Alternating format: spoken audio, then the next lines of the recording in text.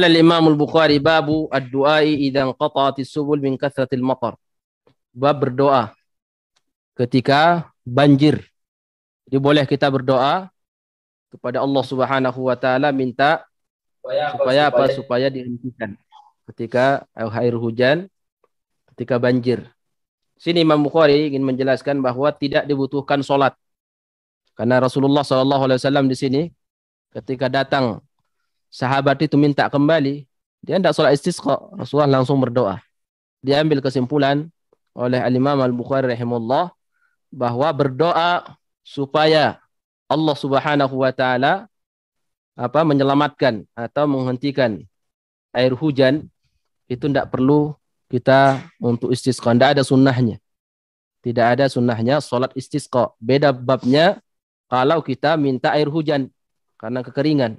Karena kalau kebanjiran minta supaya banjir ini berhenti, maka kita dianjurkan langsung mengangkat kedua tangan berdoa kepada Allah, tidak perlu untuk sholat, tidak ada sunnahnya. Jadi jangan dikiaskan, kata Imam Bukhari, ya. Jangan dikiaskan. Sekarang minta air hujan, ada syariatnya untuk sholat. Kalau untuk menghentikan supaya tidak banjir, tidak ada syariatnya, karena tidak pernah ditemukan Rasulullah SAW dalam satu riwayat pun itu melaksanakan sholat saat meminta supaya air hujan itu dibawa oleh Allah Subhanahu wa taala ke luar Madinah. Di sini dikeluarkan lagi hadis Anas bin Malik radhiyallahu anhu. Qala haddatsana Ismail, dari gurunya Ismail. Ini Ismail bin siapa ini? Abu Wais, ya. Ini beliau secara hafalan dhaif, lemah hafalannya. Cuman Imam Bukhari intiqa, dikeluarkan dan dipilih hadis-hadis yang sahih. Jadi, seorang murid itu memilih dan mengecek hadis gurunya. Seharusnya keumumannya gurulah yang mengecek hadis muridnya. Ini murid yang mengecek. Jadi dulu yang mengecek dan yang dicek itu beda sama sekarang ini. Sekarang ini yang diuji itu rata-rata murid. Nah, kalau zaman dulu guru yang diuji. Ini layak tidak diambil ilmunya. Ya alhamdulillah kita hidup di zaman ini. Mudah. Jadi tinggal kita buat soal itu sulit-sulit karena yang menjawab bukan kita, murid. Kalau dulu mau jadi ini tidak bisa. Karena gurunya dicek. Kalau tidak layak ditinggal. Ya mau jadi guru tidak ada murid gimana mau jadi guru? Ini Ismail dicek hadis-hadisnya oleh Imam Bukhari. Karena kisahnya ketika Imam Bukhari datang ke Madinah, Ismail lagi buat majlis. Imam Bukhari ini sudah kedengar oleh Ismail datang ke Madinah. Namun dia kok tidak nongol di majlisnya Ismail. Padahal dia ahli hadis. Ini kok ahli hadis. Tidak mau datang ke majlis saya. Itu berarti ada sesuatu. Karena Imam Bukhari ini orang hebat. Terkenal di dunia. Dalam periwayatan hadis. Kok tidak datang ke majlis Ismail. Ini Ismail mengatakan ini ada sesuatu di saya. Kenapa Imam Bukhari tidak mau mengambil hadis saya?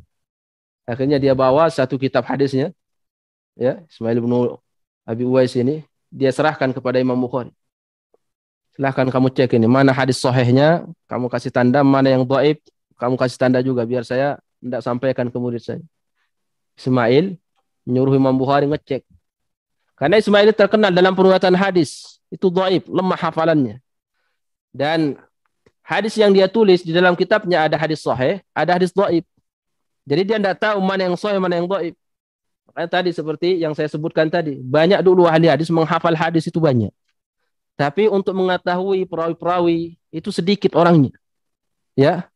Yaitu namanya ahlul jarh wa ta'dil. Yang orang-orang yang peka dengan perawi hadis itu hanya orang-orang tertentu. Ismail ini banyak hadis yang dia bawa. Satu kitab, saya tidak tahu mana yang sahih, mana yang dhaif, sampaikan aja sama dia. Lah Imam Bukhari sudah tahu, ini Ismail ini orang lemah hafalannya. Maka dia tidak datang ke majelisnya, tidak diambil ilmunya. Nah ini merasa tersinggung, Ismail sakit hati, berkecil hati dia. Orang seperti Imam Bukhari tidak mengambil hadisnya, padahal ada di Madinah. Ya, sama seperti antum kan, kita buka hadis di sini, antum berlalu lalang aja di depan, tidak pernah datang. Apa tidak tersinggung yang membawa hadis? Tersinggung. Bagaimana perasaan Ismail itu dulu, coba bayangkan. Imam Bukhari datang ke Madinah, tidak datang di majelisnya, sementara dia buka majelis hadis. Imam Bukhari ahli hadis. Yang namanya ahli hadis itu apa? Rakus dengan majelis hadis. Kalau tidak datang ke majelis saya, berarti ada sesuatu yang terjadi. Akhirnya beliau serahkan semua kitabnya ke Imam Bukhari, kitab hadis, suruh dicek. Dicek, ditandain ini yang sahih, ini yang dhaif, ini yang sahih, ini yang dhaif. Nah, Imam Bukhari mengeluarkan hadis-hadis yang sahih. Nah, caranya gimana? Ngecek hadis itu. Ini kenapa Imam Bukhari mengetahui ini hadis Ismail ini sahih, sementara yang lain dhaif. Jadi kalau seorang perawi lemah hafalannya, kemudian jadi kaidahnya tidak semua orang yang lemah hafalannya itu dhaif hadisnya. Dan tidak semua orang yang kuat hafalannya sahih hadisnya. Seperti Syu'bah, ada keliruan. Keliru. Ini keliruan Syu'bah ditulis oleh ahli hadis. Kekeliruan Imam Malik ditulis oleh hadis Al-Wahham Malik. Ya, Imam Malik keliru, Syu'bah keliru. Itu banyak.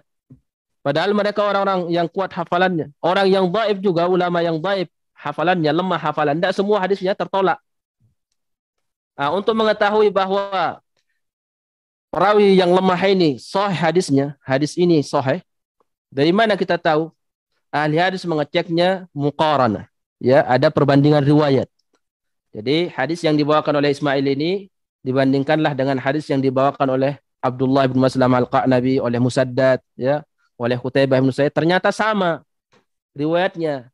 Ini menandakan bahwa di hadis Anas bin Malik ini Ismail dhabit dia. Dia hafal dengan baik. Jadi sahih hadisnya untuk riwayat ini. Tapi tidak semua yang dia riwayatkan itu sahih. Kalau ternyata ada hadis cuman Ismail ibnu Abi Uwais sendiri yang meriwayatkan, lafaz itu tidak ada ulama lain, maka ulama tidak akan mengambil hadis. Kenapa? Karena Ismail bukan orang yang layak diambil hadisnya. Dia orang yang lemah hafalannya.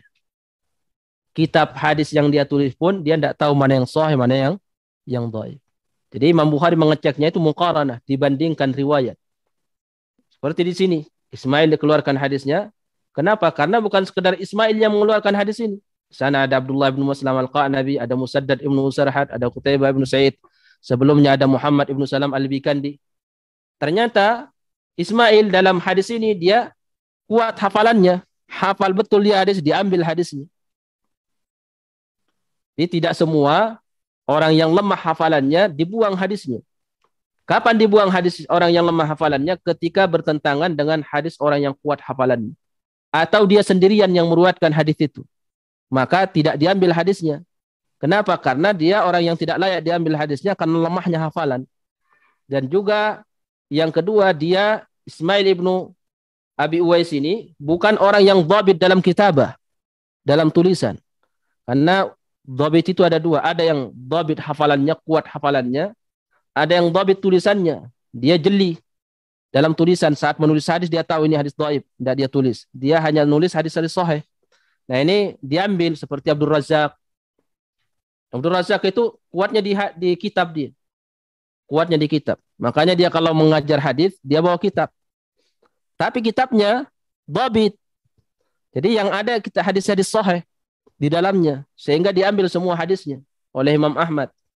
Kalau Ismail ini satu hafalan sudah tidak kuat. Kemudian hadis yang dia kumpulkan campur. Ada yang dhaif, ada yang sahih. Artinya dia tidak punya kemampuan membedakan. Apakah ini hadis gurunya sahih apa dhaif? Dia tidak punya kemampuan itu. Makanya dibantulah dia oleh Imam Bukhari dicekin ya hadisnya. Ini guru, yang kalau ini sahih ya, ini dhaif. Seperti dikti Ismail ibnu Abi Uwais rahimahullah. Tapi selemah-lemahnya hafalan Ismail, jangan kita kemudian, oh Ismail, direndahkan. Ismail orang yang lemah hafalannya. Selemah-lemah Ismail ini, itu sedobit-dobit kita. Ya, ini ratusan ribu hadis mungkin yang dia hafal juga. Atau puluhan hadis, atau ratusan hadis dia hafal. Ini Ismail. Tapi menurut ahli hadis tetap dhaif. Kalau dibandingkan ahli hadis. Kalau dibandingkan kita tetap dia thiqah. Ya, kita ini semua dhaif. Yang menyampaikan dhaif apalagi yang disampaikan sama-sama dhaif. Ini kalau zaman periwayatan jalurnya cuma kita. Hadis Rasulullah tidak ada yang sampai sahihnya ke kita. Semuanya dhaif. Jadi jangan dibayangkan lemahnya hafalan ahli hadis dinilai oleh ulama yang lemah hafalannya, jelek hafalannya. Itu jeleknya tingkatan mereka. Ya, bukan tingkatan kita. Bukan tingkatan kita. Jadi jangan kemudian ketika membaca nama Ismail, kemudian kita rendahkan dia. Ah, Ismail lagi. Ismail ibnu Abu Uwais. Ya, Abi Uwais.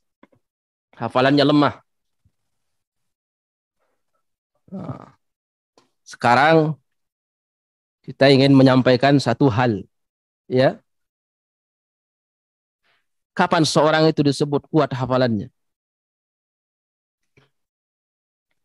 Ada seorang itu, ahli hadis, disebut kuat hafalannya karena hadis yang disampaikan 15 hadis. Atau 100 hadis misalkan. Dia disebut kuat hafalannya. Ada lagi ulama hadis, dia hafal 100 hadis, disebut dhaif hafalannya, lemah. Padahal sama-sama hafal 100 hadis. Kenapa ini dia hafal 100 hadis yang sahih, disebut lemah hafalannya? Ini menghafal 100 hadis yang sahih juga, disebut dhaif hafalannya. Yang pertama, dia hafal 100 hadis, sahih semua. Disebut kuat hafalannya. Orang yang kedua sama, dia hafal 100 hadis sahih, tapi ulama menyebutnya lemah hafalannya. Kenapa? Karena dibandingkan. Jadi ini ulama ini orang ada terkadang ulama itu hafal 100 hadis sahih semua, ya. Tapi disebut kuat hafalannya kenapa? Karena dibandingkan ini hadis yang dia hafal 100 ini, di sana ada hadis. Ada hadis, mungkin 50 hadis juga. Dia hafal, tapi lemah hadisnya. Maksudnya apa? Beliau ini dalam 100 hadis sahih. Benar dia. Tapi 50 hadis dia salah. Cacat hafalannya di 50 hadis. Intinya mungkin dia hafal berapa? Dia hafal 150 hadis. 100 hadis dibenarkan oleh ahli hadis karena banyak juga ahli hadis yang meriwayatkan sama. Yang 50-nya dia salah. Dia mengatakan sahih padahal salah. Ulama mengatakan dia thiqah. Kenapa? Karena lebih banyak sahihnya daripada dhaifnya. Yang kedua, dia apa? Dia dhaif. Padahal hafal juga 100 hadis yang sahih. Kenapa dia disebut dhaif? Karena mungkin di sana dia orang yang kedua ini hafal mungkin 300 hadis. Atau 200 hadis. Atau 250 hadis. Dia hafal 250 hadis. Yang sesuai dengan ahli hadis yang lain, yang dia bawa 100 hadis. Sementara 150 hadisnya dia keliru. Maka ulama mengatakan dia dhaif. Jadi tergantung berapa hadis yang dia hafal. Kalau ternyata lebih banyak yang sahihnya, maka dia nilai apa? Orangnya kuat hafalannya. Kalau ternyata salahnya lebih banyak daripada hadis yang sahihnya, maka dia disebut dhaif hadisnya. Jadi tidak dilihat seberapa banyak hadis sahih yang dia hafal. Tapi dibandingkan dari sekian hadis yang dia hafal, lebih banyak sahihnya, lebih banyak sesuainya dengan orang-orang yang kuat hafalannya, apa lebih banyak salahnya. Maka dia itu pertimbangannya. Nah, Ismail ini seperti itu orangnya. Ya, dia lebih banyak salahnya, lebih banyak menyelisih ahli hadis yang thiqah yang kuat hafalannya daripada yang sahihnya. Tapi tetap dia banyak hafalannya. Ini menurut ahli hadis. Baik. Qala al-Imam al-Bukhari haddatsana Ismail ibnu Abi Uwais qala haddatsani Malik. Jadi dia ini keponakan Imam Malik. Kembali dikeluarkan oleh Imam Bukhari hadis Anas bin Malik radhiyallahu anhu. Baik, langsung kita ke bab 11.